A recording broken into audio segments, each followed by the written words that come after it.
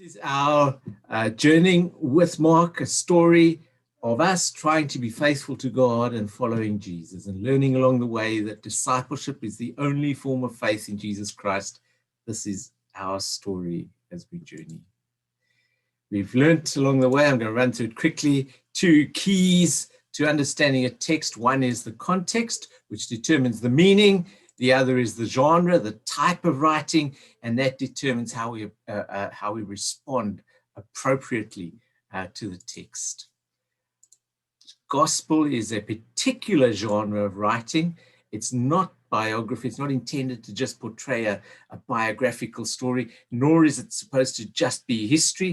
Of course, it includes biography, it includes history, but it is a genre all on its own. And everything that we need to know is included in the story. Mark hasn't excluded anything from the story, thinking that maybe, Matthew will tell us about that later, or Luke will tell us about that later.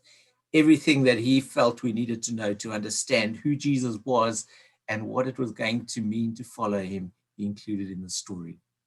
Everything with one small exception, and that being what the things that he assumed the reader would know because we shared a culture with him.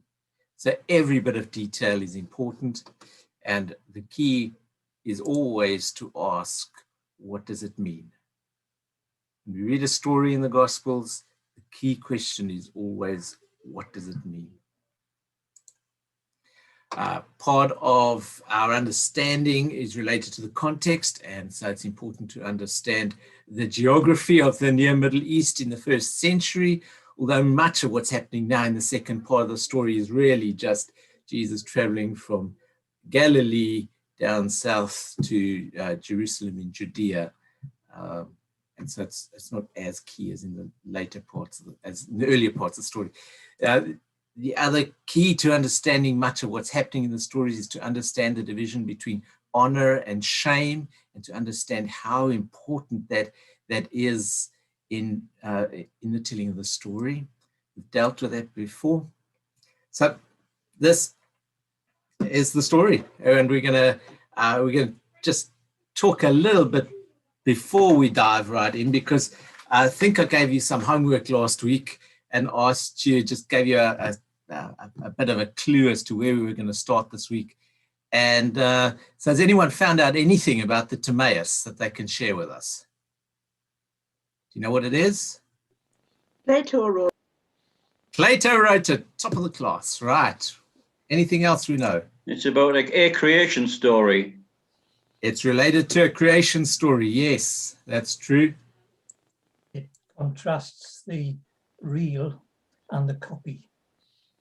It contrasts the real and the copy, yes, or the perfect and the imperfect reflection of it. Yeah, very Platonic thought there, yes, absolutely. Anything else? It's influenced both Western and Middle Eastern thinking.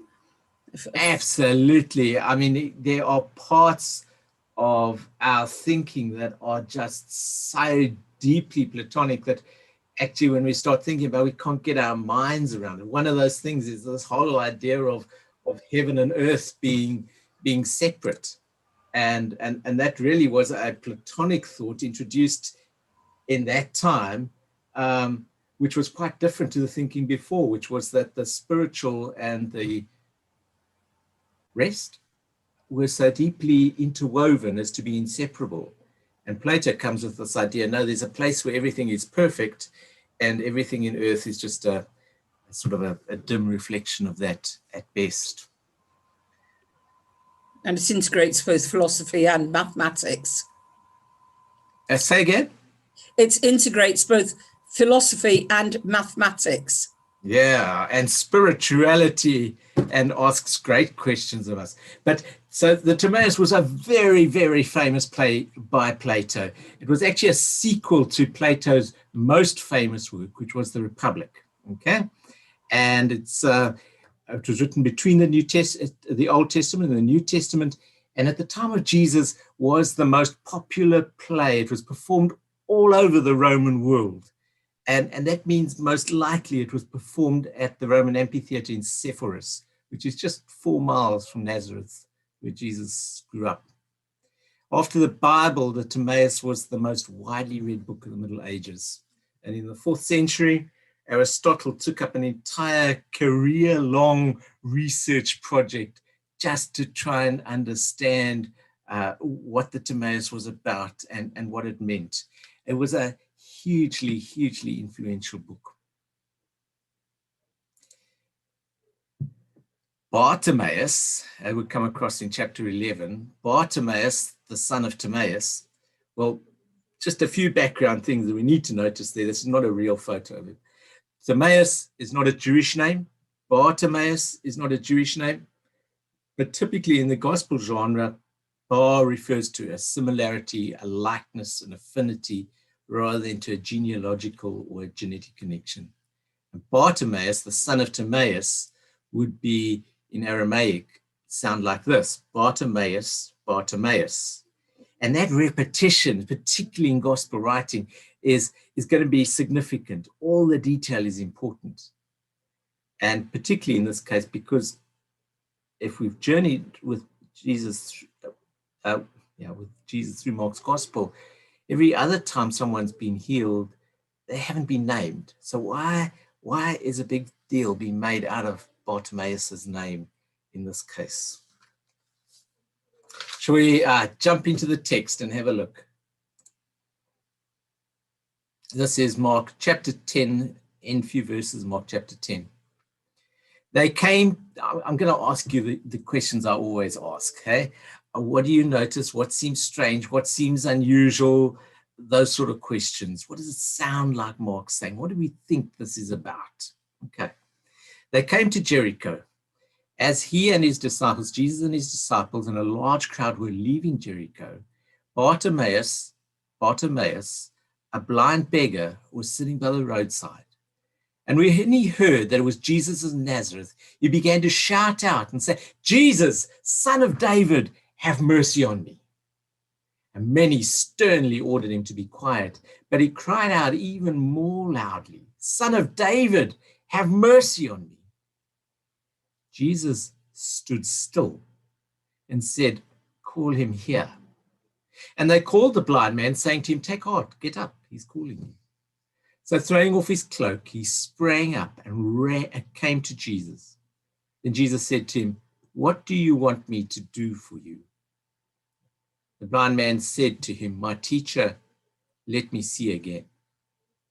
And Jesus said to him, "Go, your faith has made you well." Immediately he regained his sight and followed Jesus on the way.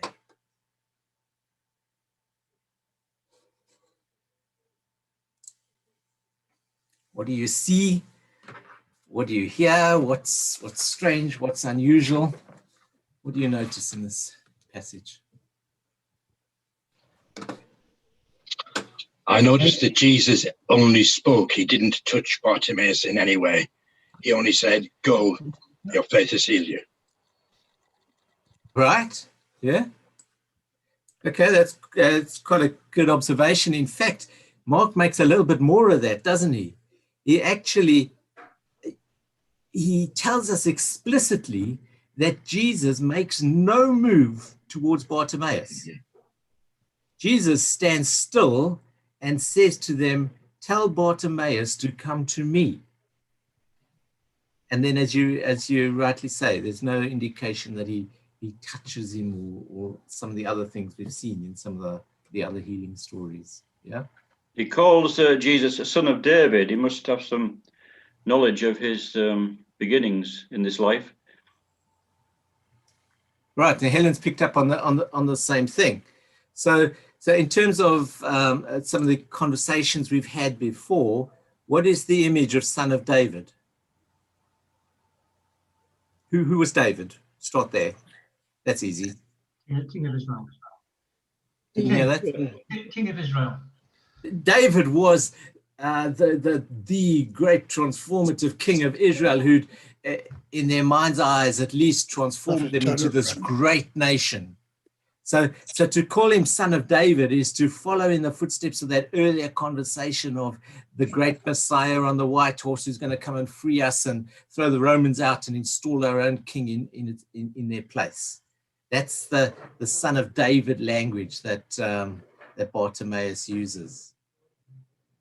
Yeah, but there's a conversation that happens then between the son of David and Bartimaeus. I had not noticed before that Bartimaeus says, "My teacher." Hmm?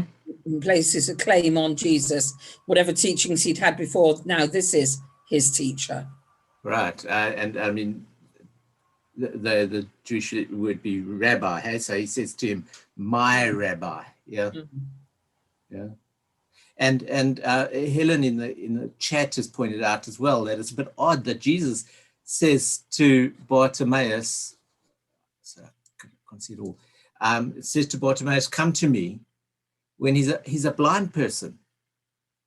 And at other times, let me just read what you've written, especially as Jesus has gone to others at different times.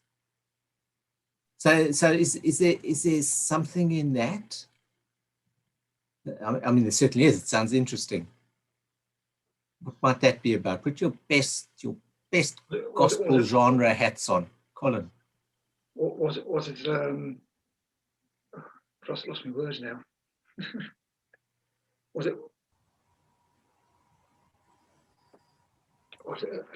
lost it. Maybe it means that even when we cannot see where we're going or fully understand where Jesus is, we are still welcome to come to him. He still calls us to come to him. Yes, was a blindness of faith, not actually his sight. Yes, good. Yes, I mean that's a great question, Colin. Absolutely. I mean, remember we all through the Gospels as we've journeyed with all of these healing stories, when we've spoken about people being deaf, we've been saying this isn't just a deafness of an ear not working. Is it a spiritual deafness, perhaps, that represents an inability to really hear what is happening? Or is this blindness an inability to actually, to recognize the presence of God or what God is doing? Just picking up on what Kate said there in the chat, is there a parallel here with the man lowered down through the roof where he says, "Pick up your bed and walk"? In the sense, in both cases, he's almost saying in the call, "You're cured, come." Yeah.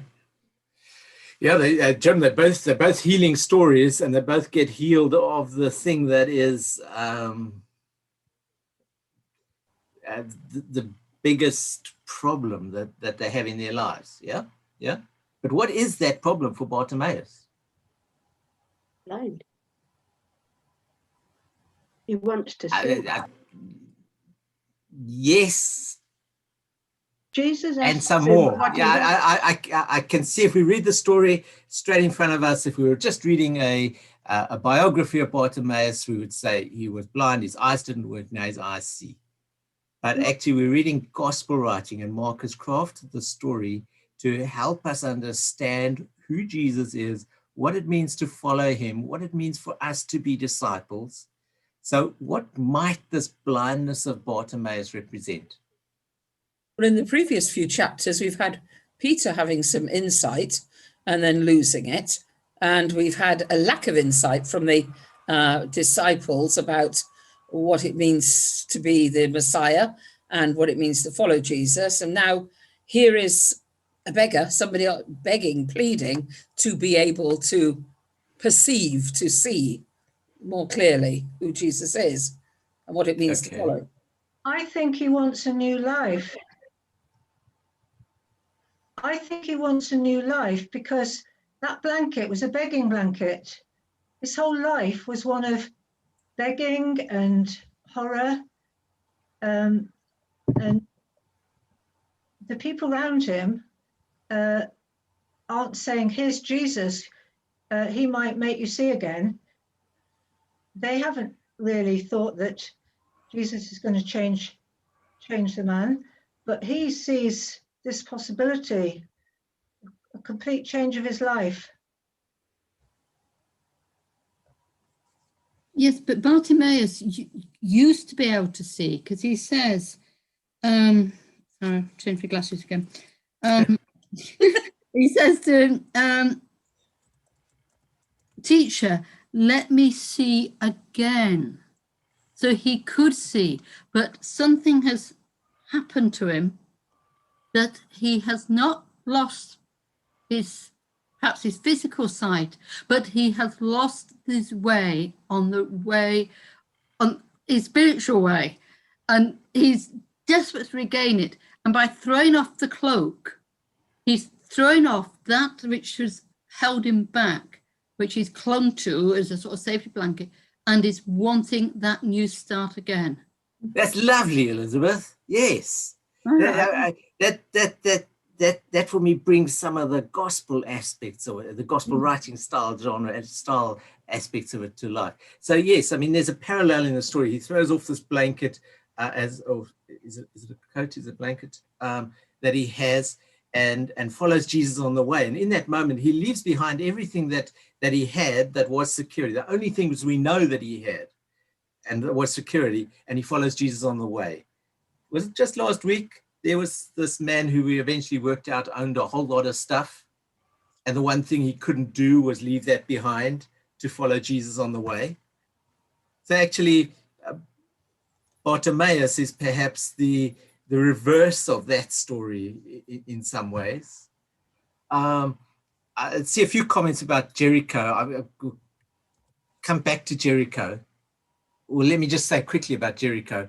So Jericho was sort of always the last stop, sort of down the hill from Jerusalem. And if you want a pilgrimage, you would make your way to Jericho and then up the hill to Jerusalem. And that meant a couple of things. It meant that actually, if you were wealthy enough to go on a pilgrimage, you probably had lots of money in your pockets. And so this was the road that Luke tells us where the bandits always hid out to grab people and rob them. You know that story from Luke, eh?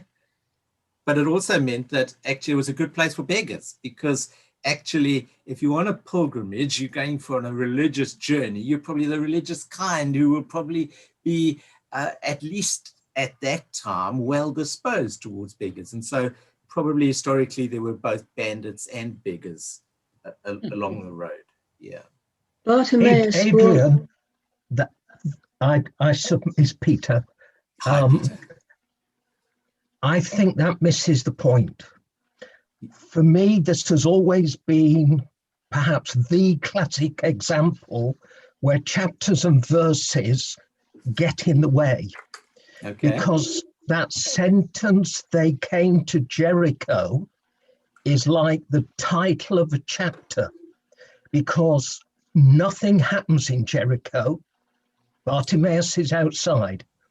Everybody who heard this gospel read would know that Jericho was the stop before Jerusalem. Right. So why has Mark put it there? He's put it there to say, here is the essence of the rest of the gospel. Passion Week, the crucifixion. Right. Because the walls are about to fall down.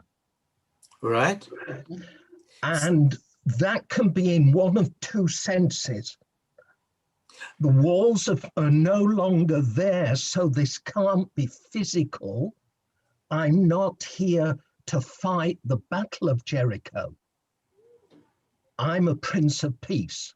But it can also mean the walls that are stopping you recognizing that I am of God are also going to collapse. Okay.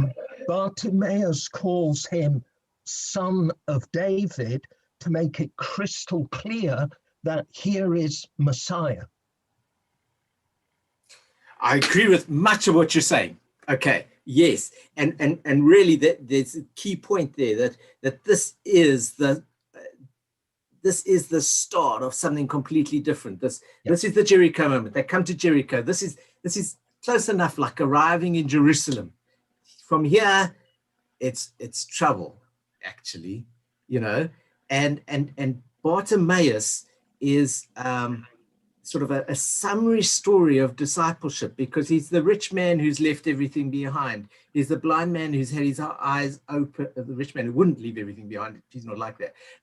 He's the blind man or the other people who've been healed. He's everyone who hasn't followed Jesus on the way. Here is Bartimaeus, who leaves everything behind and follows Jesus on the way. But where does he follow Jesus on the way to? He follows Jesus on the way into Jerusalem, which is on the way to the cross and the passion and the heart of what this is all about. Yeah. That is a rejection of the messianic story, son of David. Okay, what follows from here is the exact opposite. It's not Jesus going in and chasing the Romans out. It's Jesus going in and laying down his life in a Mosaic kind of way, so it's the final sort of repudiation of that son of David Messiah image. Yeah, quite right. Yeah. Bartimaeus won't let the noisy pilgrims, which there must have been a huge crowd of pilgrims from Jericho to Jerusalem for Passover. He doesn't let all that distracting clamor and noise get in the way of what he wants. He keeps on growing louder and louder until he's heard. What does he want, Margaret? Is that question? New life. No. What's the question that's put to him? What do you want me to do for you? What do you want me to do for you? That's another story line that echoes from the previous story. When Jesus asks the disciples, he says to the disciples exact same words, what do you want me to do for you? And the disciples say, we want fame and glory and first and second in the kingdom, which is not a really very good disciple answer. When Bartimaeus gets asked, what do you want me to do for you? He just says, I want to see again. As his words say, I want to see again. Gospel eyes. I want to see with gospel eyes. I want to understand Jesus. I want to know God again. But it would have given him new life, a completely changed life. It's a transformation. It is a transformation, but now tell me, what is that transformation? What is it from and what is it to? From darkness to light. It's from not being a disciple to being a disciple. Yeah. From doubt and what to was faith. Bartimaeus' experience of not being a disciple? Selfish? Blindness. Blindness, yes. Poverty. What caused his blindness? It's lack of faith. What represents that in the story? Cloak? No. His eyes? No. Well. Jesus said your faith has cured you. No. His lack of understanding and lack of faith. Yes, go on. His previous life, yes. What is it about his previous life? What did Adrian spend 2 slides explaining to you before we read the passage? It was all about himself in the past. Now it's going to be all about Jesus. No. Is it to do with honor and shame? It's always to do with honor and shame, but that's not the specific thing here. Is it to do with the Greek influence? The Greek influence? Yes, go on, Anne. Was he, this is about Jesus confronting the Greek influence. Which appears in this story how? By these names, this name. Which name? Bartimaeus. Bartimaeus, yes. Yes, Bartimaeus is so lost and blind because he is sold out to the story of the Timaeus. His entire way of thinking, his philosophy of life. He's just son of Timaeus. That's all there is to him. He's just about the Timaeus. And that is, instead of bringing him wisdom, that is what brings him his, that is what makes him blind. Let me share screen with you quickly. At the beginning, Yeah, go on. at the beginning of the gospel, on our first healing in Capernaum with the unclean spirit, the people were amazed at Jesus's teaching. Here, he is now confronting the teaching of the Greeks, which is prevalent at the time, the latest fad, what people are following. But Jesus' teaching, his lifestyle, is far, far superior, demanding. Yeah. It bookends the gospel. So, the Timaeus, bookends. There, we started talking about it, we're back talking about it. Plato writes this his most famous work, The Republic. And what the Republic is it's a snapshot of what the perfect world, the perfect town, the perfect society will be like. Plato says, this is it. The Republic is the perfect place. It's like, well, he probably might have used the words, it's like heaven. But actually in the Timaeus, he refers to it and he says it's like Atlantis. And we've all heard of Atlantis, eh? Might have heard of Atlantis. Atlantis was this mythical, perfect place, which was just, everything was perfect until one day it just sank under the sea and was gone. That was Atlantis. You've heard about it, eh? And the Timaeus says that perfect world, Atlantis, is lost and it will never be found again. It goes on to say we are blind and it's only a few enlightened philosophers that can really see, understand in gospel language. The Timaeus says only philosophers can understand what truth is. And the reason they can understand it is because they see that this world is fallen, imperfect, and without a hope. And then the Timaeus goes on and makes a hard separation between this world, which is changing and physical, and an eternal world that is perfect and spiritual. Those are the four key things that I want to highlight. There's a lot more, but those are the four key things that the Timaeus says. I'm going to just go through them again. The perfect world was Atlantis, now lost, never to be found. We are blind, only a few people can see and understand. Only philosophers understand what truth is, and that's because they see the world is fallen, imperfect, and hopeless. Timaeus makes a hard separation between the changing physical world and the eternal perfect world. Those are the four tenets on which our blind beggar builds his life. The world will never be perfect again. There's nothing you can understand about it. Pessimism is truth. The world is fallen, imperfect, and hopeless. And this world can have nothing more than a fleeting and superficial resemblance to what is perfect. And Bartimaeus has said yes to all of that.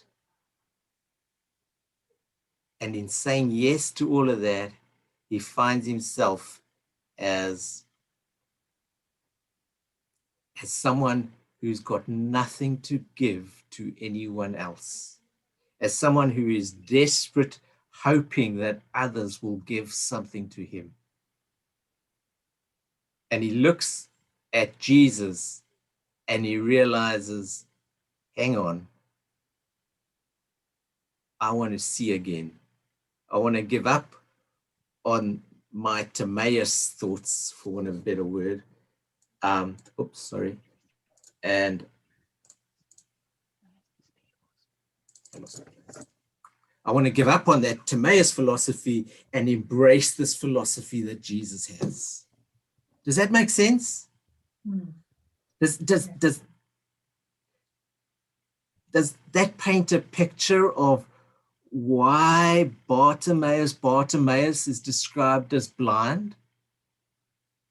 And why Bartimaeus is described as a beggar? Yes, it gives us another insight into the story that we have known so well for many years. But it also shows what good news Jesus was preaching and proclaiming, if the prevalent thought at that time was that, Greek thinking, how lost the people were, how, if pessimism, nothing will change, nothing is perfect, and Jesus is coming with hope and resurrection and life and light and all of this. So I want to split you into groups now, just groups of about 5, and James will just magic you into those, and you just need to click yes and go to your groups. And in your groups, I'll try to put those notes into the groups as well, so that you've got them in front of you.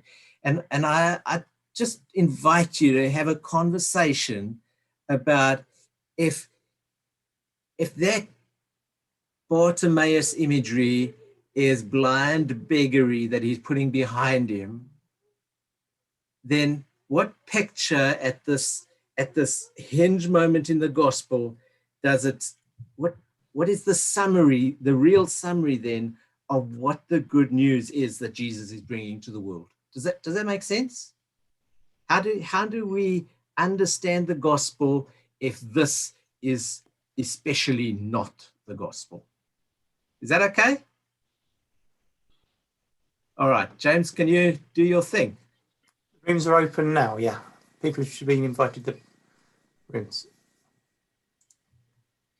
You should all have a invitation to join a breakout room. So you're joining now, so just click on join, and yeah.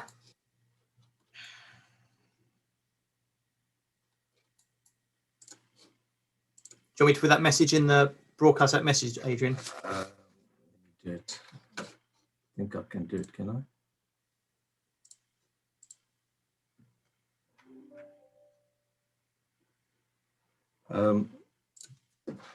Do you need to send it to the breakout rooms? Yeah, I can do that. So, okay, so there it is. You can just cut and paste it from what I've sent you now then. Mm-hmm. Yeah, we'll do it.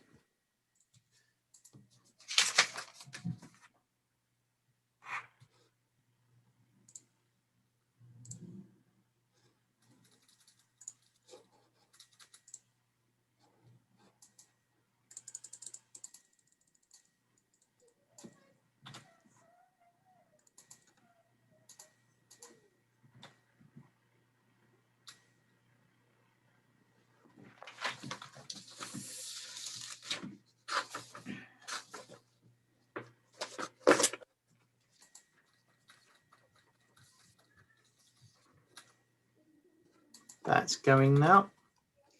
Thank you. And how long would you like them to have in the breakout rooms? I'll broadcast that at the same time. So about 6 minutes. 6 minutes plus a minute.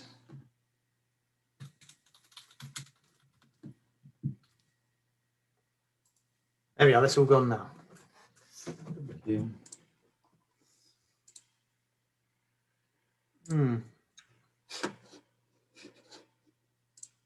Although there's a timer on the breakout rooms and it says 3 minutes to go, so we might need to I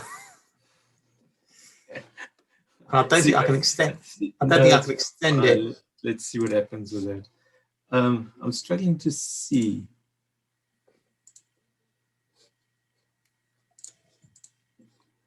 Is Trisha here with us, or is she gone? She's put in. That's fine. That would explain why I can't see her. Okay, that's fine. I'm sure. Unfortunately, yeah. Okay. So the perfect world is lost, never to be established again. Pessimism is truth. We cannot understand. The world is fallen, imperfect, and hopeless. This world can have nothing more than a fleeting and superficial resemblance to what is perfect. Yeah. It really, I mean, if that's, it's really just a simple exercise of saying, well, what is the opposite of that? Actually, the perfect world can be established. The kingdom of God is coming, and we can know that, and we can understand it. And pessimism is not realism. Optimism is realism, because the world is not without hope, and what is perfect can be established or re-established. among us. Yeah. I think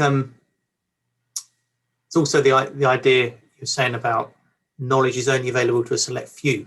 Because didn't that appear in the in some of the sort of after? Didn't Paul address some of that? Where Yes. some, Yeah. It was. I mean, a lot of this Timaeus Platonic thinking sort of was driving the Middle East, the Roman Empire at the time. It was the culture really that took hold in the thinking that took hold in the Roman Empire. So when Paul traveled through the Roman Empire, often he was speaking to Greek culture and into Greek culture and responding to things like this. Yeah, and one of those things is this sort of, the Greeks would have liked it, I suppose. I kind of want to say this almost democratization of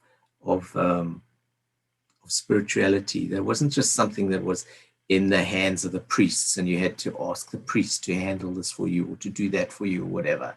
That somehow actually in Jesus we are now able to reach out and to communicate and understand and know God directly without the collar guy or the priest having to intervene for us, without someone else needing to explain it all for us. Yeah.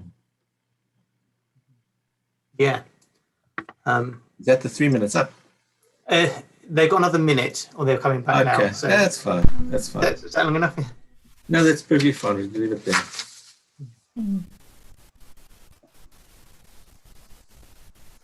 I apologise. That was not 6 minutes. I opened the rooms and then it's like, oh, you've got 4 minutes to go. I can't change it. Sorry about that.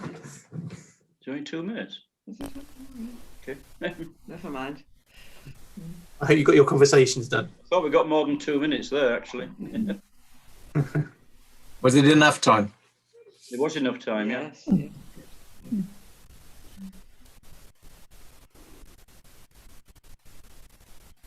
Mute everybody, Adrian, and then I'll mute you. Okay.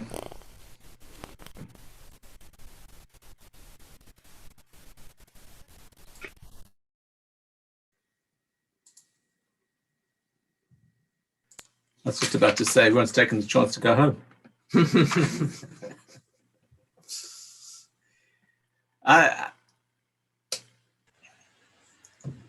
The story tells us, the gospel tells us, that the perfect world is not lost, that the kingdom of God is coming and will be established on earth as it is in heaven. And you can know that and you can understand it and you can be a part of it. And pessimism isn't realism, optimism is realism, because the world is full of hope. And this world can be perfect. It's not sold out to its brokenness and its emptiness. Is there anything else you thought of that you particularly want to share from your groups? Adrian, was Yes. there anything about Jesus bringing a more personal relationship, whereas the Greek was this Atlantis, this corporate thing that Bartimaeus was called as an individual? Often the individuals within the Gospels are representative of a whole group of people. So it's not necessarily that we understand Bartimaeus as one person. Perhaps Bartimaeus is representative of all the philosophers, or Bartimaeus is representative of all the sons of Timaeus, that sort of thing. But there is something in it, in that the Timaeus certainly promoted this idea that only the philosophers could see, that there was an elite class who understood and knew and really understood everything, and everyone else could never understand and was irrelevant. And certainly by Bartimaeus throwing off the Timaeus in this story that Mark tells us, there's also this image that actually it's no longer that people have to go to the experts to know about spiritual things, have to go to the priest to connect with God, have to go to the philosopher to get insight. No, people can know, and people can know God without other intermediaries handling in between. Yeah. So who pointed out to us that this is the start in some ways, not exactly, but in some ways, this is the start of Holy Week. All right. This is where it begins. Okay. And as such, here's another little hinge in the story where Mark is wanting for you to remember everything that's gone before. Every bit of healing, every bit of confrontation with the powers, all of that. He wants you to bring that all to mind. And in this, what is this last sort of discipleship healing episode, or this hinge discipleship healing episode, he wants you to remember that we need to struggle against these things that make us deaf and mute. And it's only if we renounce our thirst for power that the disciples had. It's only if we recognize our own blindness. It's only when we actually come and ask for our ears to be open and we're willing to listen deeply and listen in a new way. It's only when we reject the inadequate foundations, our own Timaises on which we've built our lives, our own philosophies. It's only in doing all of that we will be open to this true discipleship. And like Bartimaeus, we can leave everything behind and follow Jesus on the way. Follow Jesus on the way into discipleship. That's what Bartimaeus gets for throwing everything off. He gains his sight, and what he gets is to follow Jesus into Jerusalem, where he's going to witness the Last Supper and the crucifixion and all those sort of things. And he's going to find that the cross is at the center of true wisdom. Can we go on? I know we spent ages on it, but I really think this is it's a beautiful piece of gospel writing. There is so much more in it than we've unpacked already, and also it's just a crucial discipleship moment to actually say, this is where we are in the story. So we're going to go on, and we're going to move quite quickly for the rest of the evening because, gosh, else we'll never get anywhere. That's my excuse anyway.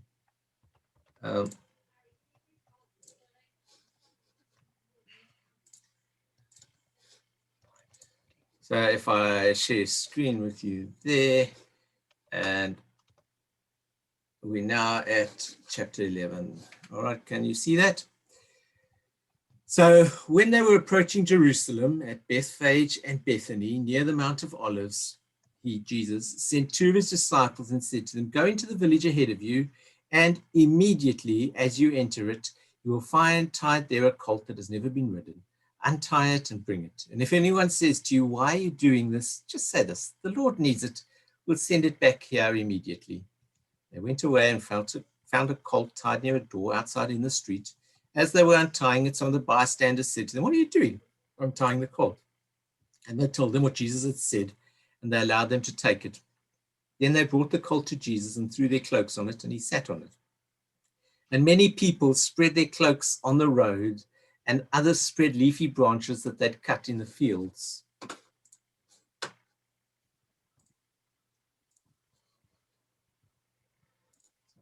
And then those who went ahead and those who followed were shouting, Hosanna, blessed is the one who comes in the name of the Lord. Blessed is the coming kingdom of our ancestor David. Hosanna in the highest heaven. Then he entered Jerusalem and went into the temple. And when he'd looked around at everything, as it was already late, he went out to Bethany with the 12. What do we call this story? Anyone? Triumphal entry. The triumphal entry. I mean, everyone knows this is the triumphal entry, except actually, it's only in verse 11 that he enters Jerusalem. And there's not that much triumphal about it. It's undoubtedly a it is undoubtedly a story that brings to mind this idea of a military procession, of a triumphal nationalistic David riding the crowd, marching on Jerusalem, proclaiming, "This is our leader," that sort of thing. And the march begins, we saw it near the Mount of Olives. And that's not just geography, that's the apocalyptic tradition telling us that was the place where the final battle against Israel's enemies in the defense of Israel would take place. You can read it, Zechariah 14, verses 2-4. He says, when the final defense of Jerusalem happens, that's going to be the key place. Okay, so perhaps this is the key story in the final defense of what Israel is really all about. Simon Maccabeus had a few hundred years before, he'd led a successful military revolt, which had brought a short period of independence for Israel. And there's a bit of that brought into the story with the waving of the palms and that sort of thing. They said, as he entered Jerusalem with praise and palm branches and with hymns and songs. You can read that in 1 Maccabees. And then in AD 66, the leader of the Sicarii, the Iscariots, had begun a successful struggle to rid Jerusalem of the Romans. And they led a kingly procession into Jerusalem, even as they were still fighting to capture the Temple Mount. And Josephus writes, Menahem took some of the men of note with him, retired to Masada, broke open Herod's armory, distributed the weapons, and these he made use of for a guard, and returned in the state of a king to Jerusalem and became leader of the sedition and gave orders for the continuing siege. When Mark is writing this, it's round about that period. That's if that hasn't just happened, that's some of the thinking and the feeling that is in the culture at the time. So all of those images sort of paint into the story a little bit of what is happening. But at the same time, it doesn't happen, does it?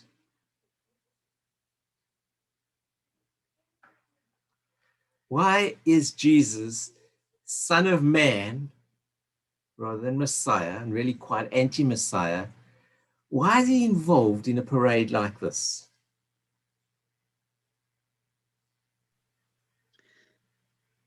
Because he doesn't end up at the end of the parade being triumphal Messiah and they put a king on his a crown on his head and make him king. There's an Old Testament prophecy, isn't there, about riding on a colt? Old Testament prophecy about coming to do riding on a colt. All right, Zechariah. Yeah, Zechariah 9, verses 9, thereabouts, is this prophecy which just ties in with the Son of Man kind of image. It says, actually, when this leader comes to release Israel and to give Israel its real freedom, he's going to come as a man of peace. He's going to come on a silly old donkey again, not on a war horse, not leading a great army. Actually, this is the person. This is how you're going to know this is the real person who's going to set you free. He's not going to come and fight. He's going to come and lead on in peace. Yeah. So Jesus is making a statement about who he is.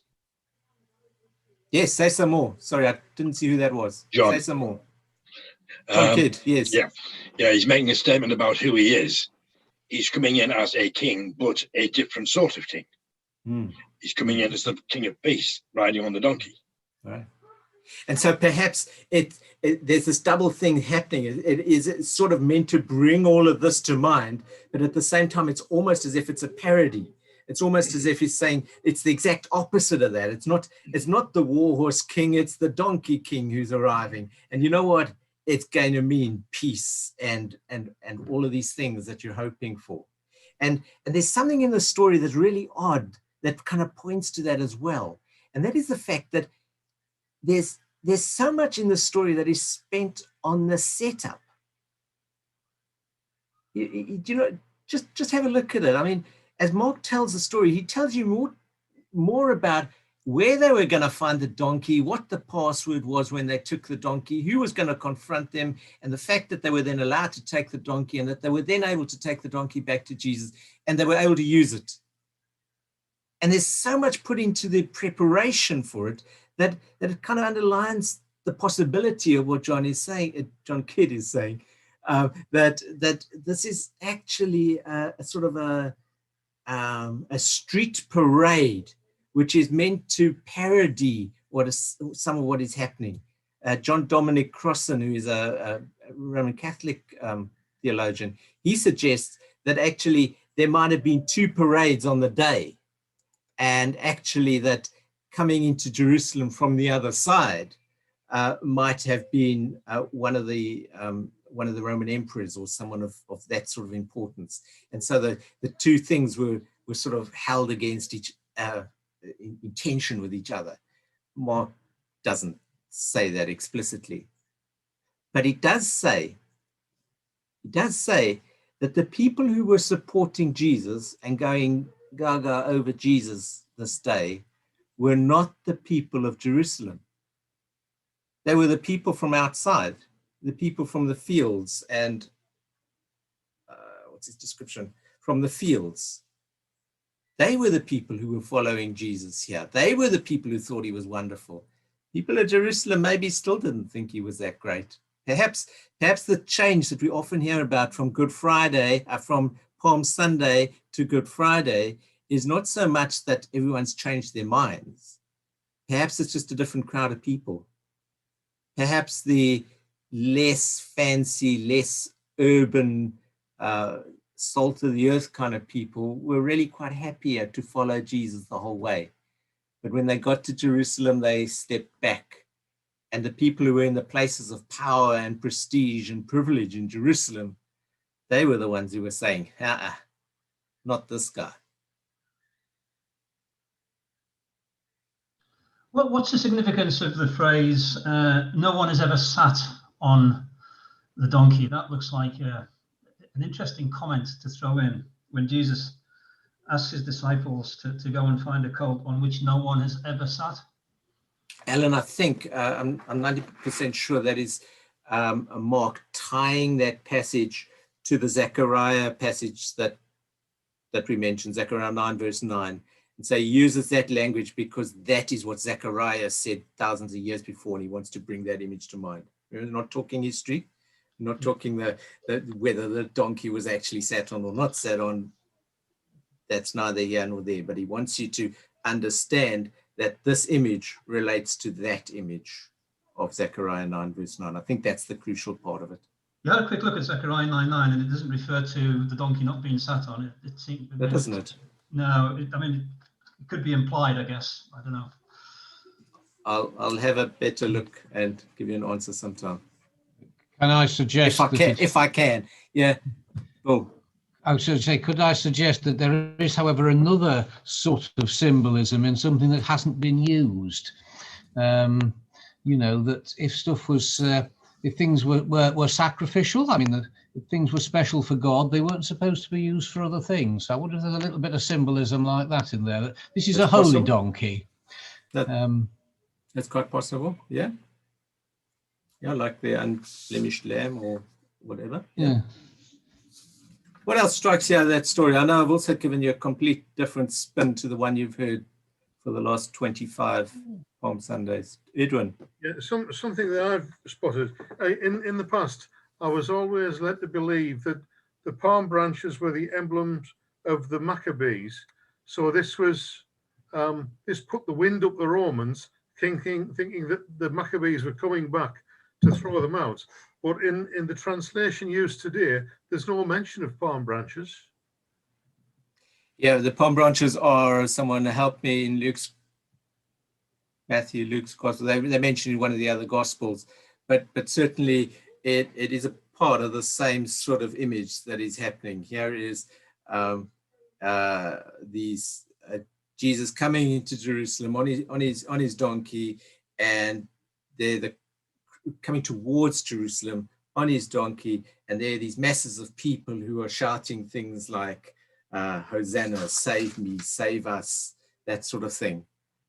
So even if the palm branches aren't there in this account, certainly the same imagery is there. Yeah. Isn't there a reference to David entering Jerusalem on a donkey as a sign of humility? I'm not aware of that, but I'm not saying there isn't. I think the kings, it was a king's tradition, Jewish kings. The other thing that struck me about this story, it would be a carnival atmosphere. People were all excited. It was a bank holiday Monday sort of thing, feel to it. Ice creams and bands playing. They were all light-hearted. And I wonder sometimes if this story is about Jesus just going to be light-hearted and joyful and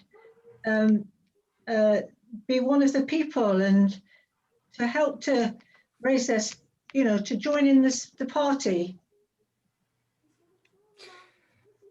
Until he got. I was with you until you said light-hearted, because I think some of the imagery of liberation and the deep desire for freedom is definitely in the passage. So I could hear that people could hear that as passionate, that the Romans could hear that as threatening. I'm not sure about light-hearted, but I suppose there is something in the passage. There certainly is something about it being a joyous occasion. Finally our hope is here. Finally this thing that we've been waiting for is arriving. So yeah. But can I sort of put a slightly, well, there's another thing. I mean, this is going on at the time of one of the big festivals, isn't it? So you would expect there to be a lot of people on the road. So, whether Jesus had been there or not, I think that's going back to what Anne was saying about him, it was a sort of special time, but it's not just a special time because Jesus is there. There'd be a lot of people would be there. They were happy to be going to Jerusalem to the festival. And so in a sense, can I cut in there, yeah. Paul? Can I cut in there? It's what you're saying is very John. Okay, actually, there's no mention of the festival here. There's no mention of the Passover, is there? I don't think so. And certainly, Jesus, Mark doesn't. Mark portrays the crowds are there because Jesus is there. I mean, Mark does say later. No. Mark does say later there is reference to the Feast of Unleavened Bread and the Passover lamb and things. Admittedly, that's in a couple of chapters' time. All right. Well, so, I mean, that's only a couple of days' time, so that's fine. Well, exactly, but you know what I mean. Okay. Yeah. But that is why I wonder if actually it didn't at this moment it wouldn't have spooked the Romans. They just see it's these weirdos all coming up to town to have a party. Okay. I don't know. The weirdos, for the weirdos themselves, so there definitely is an image of peace and liberation. Oh, indeed, yes. That is coming with it. And there is a sense in which actually this weirdo group was not always seen as a threat. No. Although, as the story twists and turns further on, there's enough evidence to crucify Jesus, even if it's a bit twisted. Yeah. Yeah, but you can also say that Hosanna is a form of save us. You could say Hosanna is, sorry? It's a form of save us, help us. Yeah. Now, if that, to me, this isn't about praise. This is about begging him to come and help them. Now, if blessed is he who comes in the name of the Lord. And if the Romans, who would obviously come in from the other gates on their big war horses, the contrast is that he's been asked to save them, whereas the Romans are forcing them into subjugation. And the kingdom will last forever, but the kingdom of the Romans will not last forever. And it goes back to this Greek philosophy that nothing lasts. And like you said last week, democracy won't last. It just has a form, and then we go on to something else. But the kingdom lasts for everything, forever. I think I might have said capitalism won't last. Yes, that's it. I'm not that hard on democracy. Just yes, sorry, it is. Yes. I'm still struggling to see who is talking. I'm like, I've got so many faces in front of me. No, I think that's right, and I think you're cutting us back to the gospel type questions. So what are the key questions? What does this mean? It means that there's a group of people who are looking to Jesus and finding their hope in Jesus, and that Jesus is presenting himself not as the white horse Messiah, but as the, can I say, the donkey son of man? It doesn't sound quite right, but you know what I mean. And this one who is coming with peace. And by the end of the story, it's interesting. After all of that, only in verse 11, Jesus enters Jerusalem and goes into the temple. And then these strange words, he looked around at everything, and because it was late, he left and went to Bethany with the disciples. What was it late for? It's kind of odd, isn't it?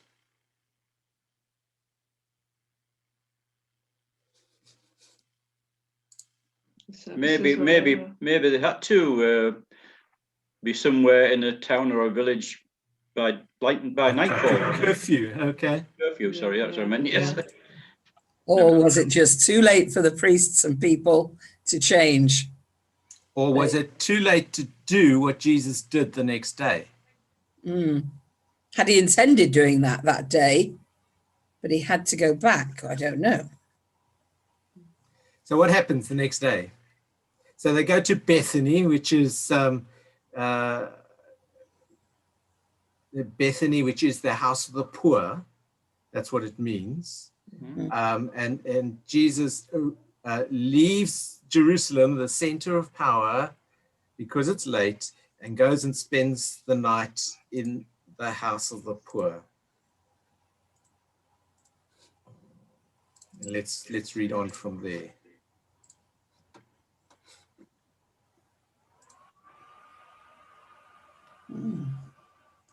On the following day, when they came to Bethany, from Bethany, he, that's Jesus, was hungry, and seeing in the distance a fig tree in leaf, he went to see whether perhaps he would find anything on it.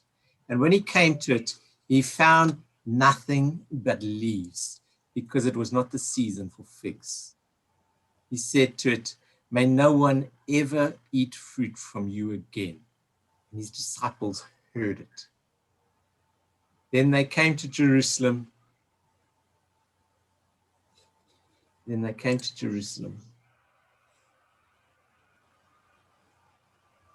Okay, let's just read it. Then they came to Jerusalem, and he entered the temple and began to drive out those who were selling and those who were buying in the temple. And he overturned the tables of the money changers and the seats of those who sold doves. And he would not allow anyone to carry anything through the temple. He was teaching and saying, "Is it not written, my house shall be called a house of prayer for all the nations? But you have made it a den of robbers." And when the chief priests and the scribes heard it, they kept looking for a way to kill him, for they were afraid of him, because the whole crowd was spellbound by his teaching. And when evening came, Jesus and his disciples went out of the city. In the morning, as they passed by, they saw the fig tree withered away to its roots. And Peter remembered and said to him, "Rabbi, look, the fig tree that you cursed is withered." Jesus answered them, "Have faith in God. Truly I tell you, if you say to this mountain, be taken up and thrown into the sea, and you do not doubt in your heart, but believe that what you say will come to pass, it will be done for you. So I tell you, whatever you ask for in prayer, believe that you've received it, and it will be yours. Whenever you stand praying, forgive. And if you have anything against anyone, whenever you stand praying, forgive if you have anything against anyone, so that your Father in heaven may also forgive you your trespasses."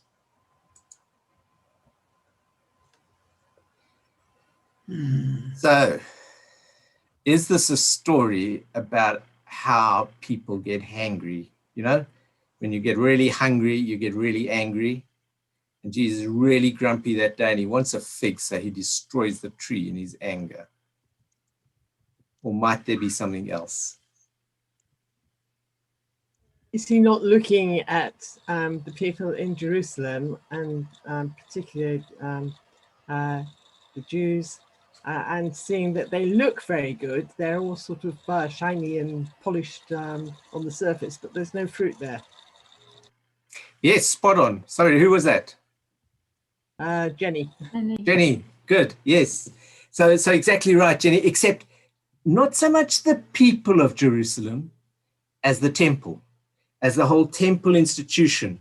And certainly within Jewish writing and within the Old Testament, there are never trees that are not symbolic. But over and again, this image of the fig tree is the image of the temple. And do you remember, is it John's Gospel? Jesus says to one of the disciples, who was it? Nathaniel, thank you. I saw you under the fig tree.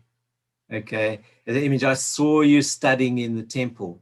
Okay, and so here we have this image of actually the temple has run its course. It looks great, doesn't it, eh?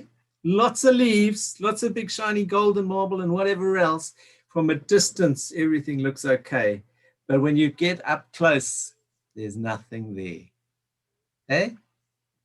You're looking for some figs, you're looking for something to eat, you find there's nothing there. And Jesus curses the fig tree.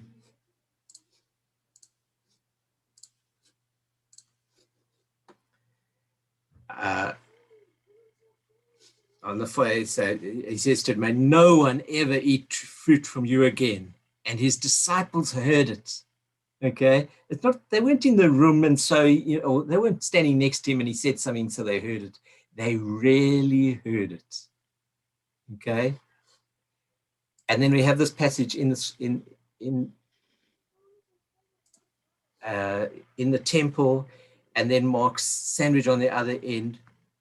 In the morning, as they passed by, they saw the fig tree withered away to its roots. You don't get more dead than withered away to your roots. And Peter looks at it and says, Rabbi, teacher, look, it's died. Jesus answered them, have faith in God. Now, the importance of that, we mustn't miss. Okay, there's some horribly misused verses that come up and all that thing. If you say this mountain, if you don't doubt, and whatever you ask, whatever you say, it'll be done, whatever. If you were Jewish and the temple was withered to its roots and died, that would be just about as big a disaster as you could imagine. This was the center of your religion. This was the place where you found forgiveness. This is where you made offerings to God to sort out all your sin and everything. If this falls apart, gosh, everything falls apart. And so when Peter says to Jesus, this thing has died to its roots, the natural thing, the natural response for Jesus is to say, don't have faith in the temple, have faith in God. Didn't include the first part of the sentence, but that's what he's saying. He's saying, don't worry about that. You need to put your faith in God. And as good Jewish person, your next concern is, but how's this all going to work? Because if I can't find forgiveness here, where am I going to find forgiveness? Verse 24, I tell you, whatever you ask for in prayer, believe that you've received it and it will be yours. And when you stand praying, forgive if you have anything against anyone, so that your Father in heaven may also forgive you your trespasses.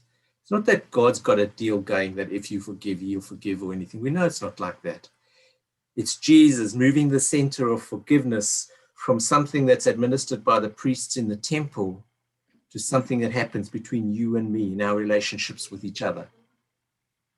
And that's where we will find forgiveness, and that's where we will experience forgiveness. And that's why we don't have to have faith in the temple or worry about the destruction of the temple, because have faith in God.